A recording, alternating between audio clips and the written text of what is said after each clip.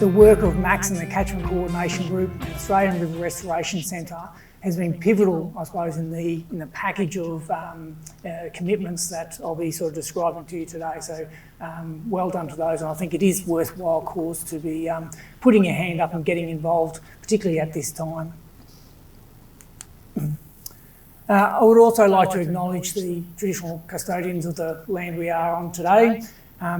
This program there's a number of objectives that we have for this program, and key to that, or one of those, is to really elevate the participation of First Nations in the program, not just in the delivery, the implementation, but also in the planning.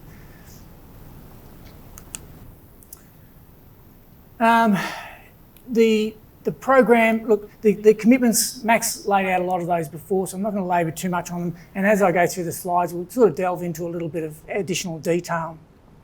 But the purpose of this presentation is, a lot of you are already aware about what these commitments are, but to provide you a bit of an update on where we're at 1 year out, what have we been doing, and what do you expect to see in the next 3 to 5 years as we sort of roll on through. But a key part of this program implementation is not about just the Commonwealth government delivering on this package, it's about partnerships. We couldn't do it without the partnerships with the ACT and New South Wales government and with community and First Nations participation throughout as well. There's in terms of just as a high level summary of the commitments, is $55.6 million worth of those commitments. There's a river health and monitoring program. Again, I'll talk about that a little bit further. A review of the Snowy Water Inquiry's outcome implementation deed. For simplification, I'm just going to call that the Snowy Water deed later on. There's also contingency fund for drought-like conditions. Again, Max touched on that before, along with the other commitments of a review of the Statement of Expectations, an annual report on environmental water from the Snowy Scheme, and the first report was published in the department's annual report for last year. It's on like page 270 something or other, it's sort of front and foremost. And then there's also the Murray-Darling Basin Authority to develop a hydrological indicator site for basin plan reporting as well. And I see Joel down the back there who will be able to give you all the update on where that's at.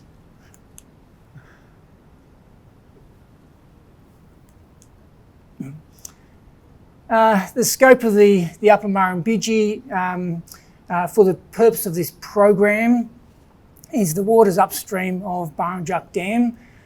But in saying that, we can't divorce, I suppose, any changes to water management arrangements in this region from the catchment management, the tributaries of the Upper Murrumbidgee, the fact that the water that Snowy Hydro manage also is used by downstream water users downstream of Burrinjuck Dam, and also for energy production. So there's a range of different complicating factors that need to be considered in how the package of commitments are taken forward.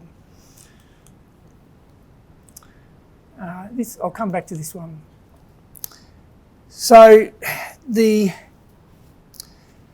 Upper Murrumbidgee investment strategy, this is a key planning document, sort of the apex of the program planning, to set out the expectations of the Commonwealth Government in these commitments, the principles for which all programs will be delivered going forward, what to expect over the next 3 years, the high-level outcomes, the objectives of the program, and the partnerships that we are relying on to deliver the work. The 4 key principles, just in a summary, is coordinated delivery, building on existing initiatives in a strategic way. So that's about maximising the value from the funding commitment, being transparent and accountable, and working with First Nations and communities. The draft strategy was developed in collaboration and consultation with a range of different people.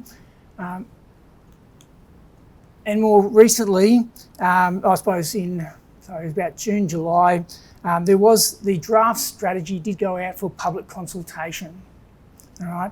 So just as a bit of an insight into what we've heard, submissions came from a range of industry, catchment groups, community, First Nations, landholder, academia, government. There's a lot of interest in this work, which is really good. As Max was saying, the river's no longer forgotten, but that doesn't mean there's not a lot of work still to go. Most respondents were very supportive of the proposed implementation principles. They were about right, but more detail, tightening it up, strengthening the principles. Respondents were asked to indicate which work streams were most important to them. Overall, the Restoring the Upper Murrumbidgee program was selected as one of the most important. However, the feedback, as we've interpreted, is that it reinforces the importance of the full package of measures, not just some money to provide some improved, whether it's fencing, off-stream watering, whatever. It needs the full suite of measures to help to restore the river.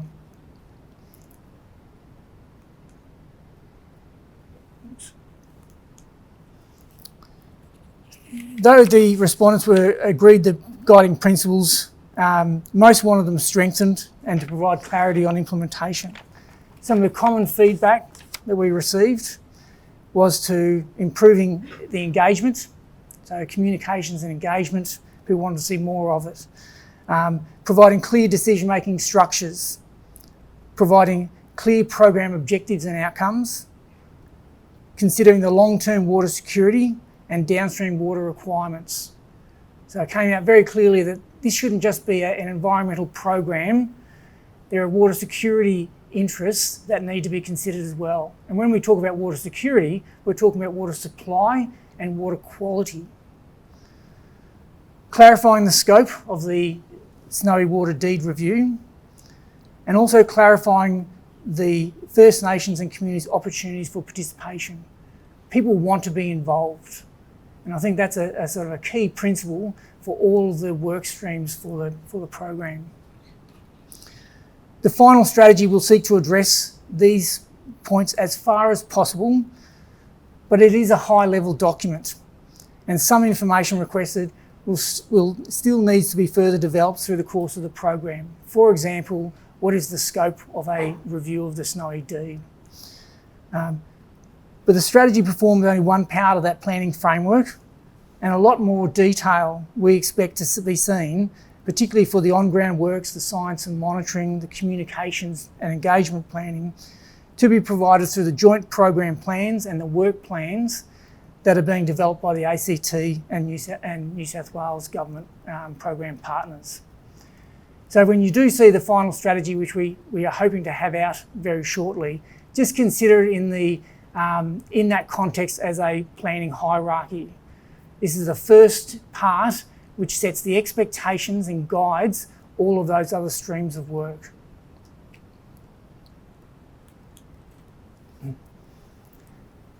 Now into the detail. The River Health and Monitoring Program, again, Max again touched on some of this before, but the funding split goes to achieving on-ground river restoration works to improve the health and resilience of the river. It's not just about adding water, you also need to have the quality of habitat, for example, to support the fish and other biota. There's also 5 years of funding for science, monitoring, communications to improve our knowledge of what makes this river tick, what are the solutions and how do we move forward, and making sure that any changes that are made, we can monitor the effect of those. As I've said before, the program will be delivered in partnership with the ACT and New South Wales governments under funding agreements. And those funding agreements are on the website. You can go into there and you can see the detail of what's been committed, what are the obligations of the different parties, and how will the program work plans, for example, or projects, be assessed by the Commonwealth. There's a lot of detail in there for you to see. To date, our work has been focused on the program establishment, the governance, how we assess the projects and programs. You'll shortly hear of some early projects that will commence shortly for known priorities supported by prior regional planning and stakeholder engagements. For example, the planning that's been done through the Upper Murrumbidgee Fish Demonstration Reach, We're not trying to duplicate and create more planning for the sake of planning. We're looking at what plans exist that have been broadly consulted on through different ways, and how do we best use those. The program and the project plans being developed by the ACT and New South Wales are required to provide opportunities for participation and engagement of communities and First Nations throughout the project life cycle. So for this, I really strongly encourage you to get involved. And these project plans and the program plans will be completed later this year, early in the new calendar year.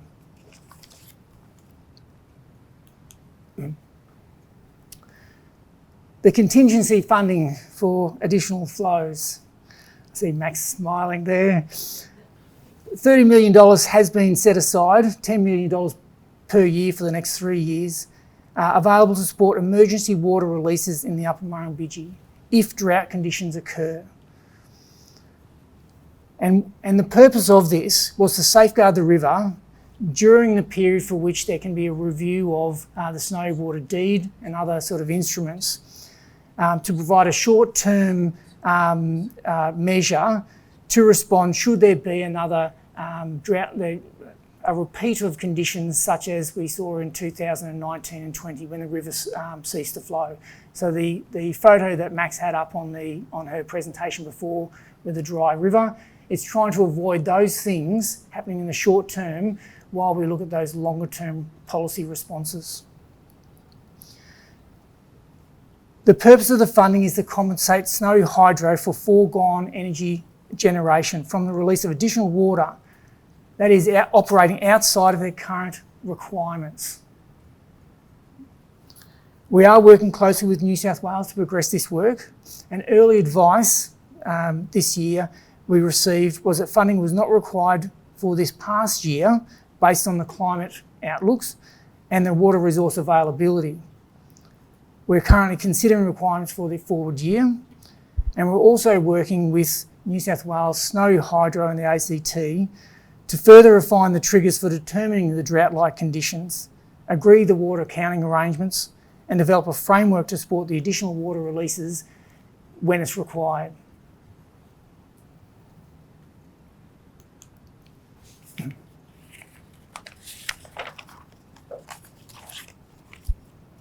The review of the Snowy Water Deed. Funding has been committed over the 5 years to support a review. It includes funding for First Nations participation, technical supporting advice, and funding to run the review. The deed is not, triggering a review of the deed is not a simple exercise, and it's going to take a substantial amount of time and resources to do it. As with any intergovernmental agreements, they're very complex. The review is still subject to agreement by the 3 parties to the deed, that being the New South Wales, Victorian and Australian governments' shareholder ministers.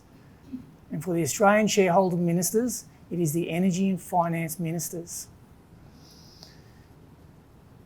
The review will ultimately look at the opportunities to modernise water management practices to improve the flows into the upper Murrumbidgee. So to support the decisions of government, preliminary technical work is required to develop a greater understanding of the potential management options and the likely trade-offs.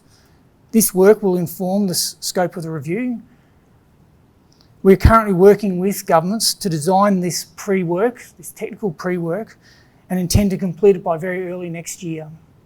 So that work is underway.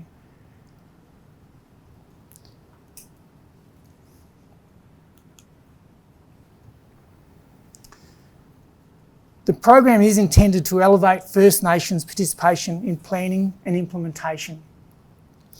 This is embodied in the principles in the program strategy.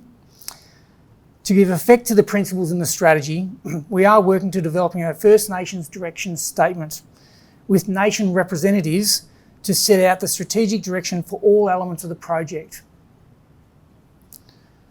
We have had early consultation with some nation representatives, however recognise that we do need to do more, and we want to work in partnership with nations So that direction statement will be developed in partnership. But we're also conscious that there's a lot of other consultation that's being undertaken by the ACT and New South Wales. And so we're looking to work with them to ensure that we're very coordinated in how we approach the First Nations engagement.